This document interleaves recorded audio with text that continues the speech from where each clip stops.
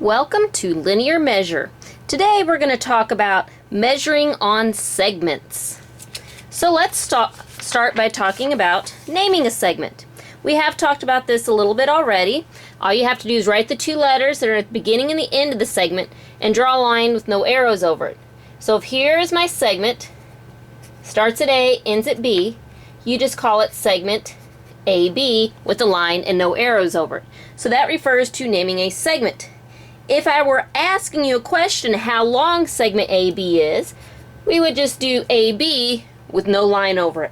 But most of the time you'll see something with AB equals, and you can probably figure out that it just wants to know what is the length of that segment.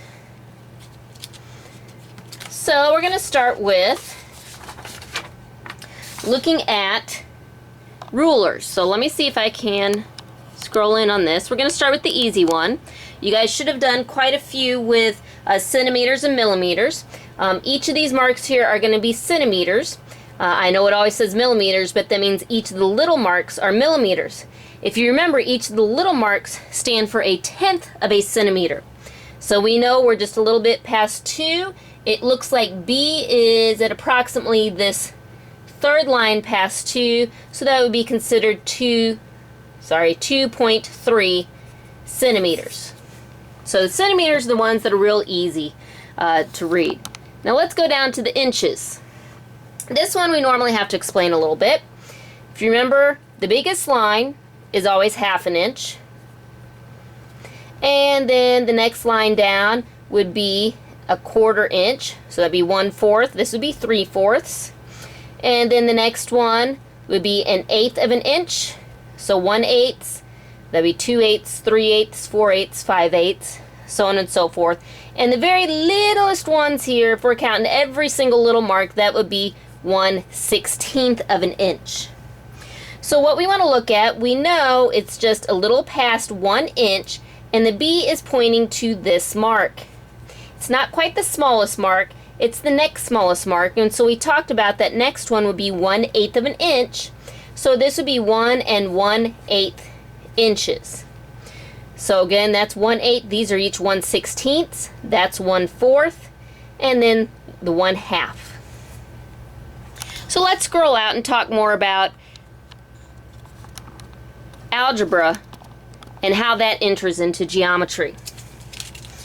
This next thing we're going to look at is going to follow you through for a little while, through the next chapter when we start writing some proofs. It's called your segment addition postulate.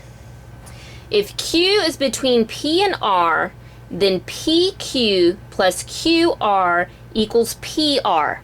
I also like to call this part plus part equals whole. This is how algebra starts entering into geometry, where we're writing an equation with variables here, and we're going to end up filling in some measurements. This second one here is basically saying the same thing, that we have this PQ plus QR equals PR. So this part of the segment plus this part of the segment equals the length of the entire segment. So we're going to start using that first with numbers and later with variables. What I want you to do is we're going to start by practicing writing segment addition postulate for these segments, just so you can get used to what that is, and it'll be more helpful when we fill in with algebra. So if we look at this segment, the first part goes from L to M. So we would do LM plus the second part of the segment, if I put my dots in here, would be MN. And then that equals the entire segment, which would be LN. We can fill in the numbers. LM is 21 plus MN is 5 equals LN, because that's what we're looking for. So of course LN is 26. Yes, I realize most of you from the beginning could go, yes, I know 21 plus 5 is going to be the entire length, which would be 26. But again, I want you to get used to this formula. So again, I have another segment, CD. This entire length is 42 and this much is 17. We could again look at trying to write our segment addition postulate for this segment. First half plus second half equals entire segment. So first half is CD plus second half is DE equals the entire segment, which would be from C to E. Fill in our numbers. We do not know CD, so we'll leave it as CD plus DE is 17 equals CE, which is 42. So if you think algebra, opposite operations, you subtract the 17. So CD has to equal 25, right? Yes, 25. And that's it for this one. Yes, I know it seems like I'm going a long way around, but the reason I'm doing that is for our very next example. Here I throw in some variables for you. That's why it's important to know our segment addition postulate so we can write that whole equation out and fill in the information we know. Now please notice the original question still asks for you to find the length of mn. So from m all the way over here to n, even though all I have is an expression for that. So what we do in geometry is we go ahead and solve for x. We're going to write an equation to solve for x, and we're going to take that value for x and plug it in here. So let's start with our segment addition postulate. First part plus second part equals the entire segment. My first part here is mn, so we'll put mn plus my second part here would be from n to p, then equals the entire segment, which would be from m to p. Now we're going to fill in those expressions that we see. Between m and n is 3x plus 2. From n to p we see is 18.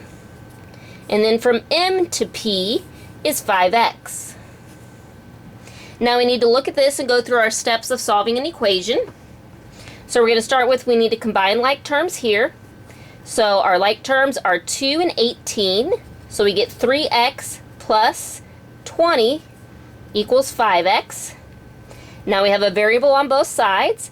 The easiest one to move over would be that 3x. So we're going to put a minus 3x on both sides. Those cancel out. I get 20 equals 2x. And last thing is to divide by 2. So my x equals 10. Now again, that is not my final answer because it wants the actual length of mn. Well, I know mn is 3x plus 2. Since x is 10, I take that 10 and plug it in for x. So then I know I need to multiply 3 times 10, which would be 30, plus 2, which would give me a length of 32 for mn. And that would be how we find an actual length for mn when we had x's for our measurement from the beginning. What I want you to do is try to look at another example like that and see if you can figure out a good equation for it.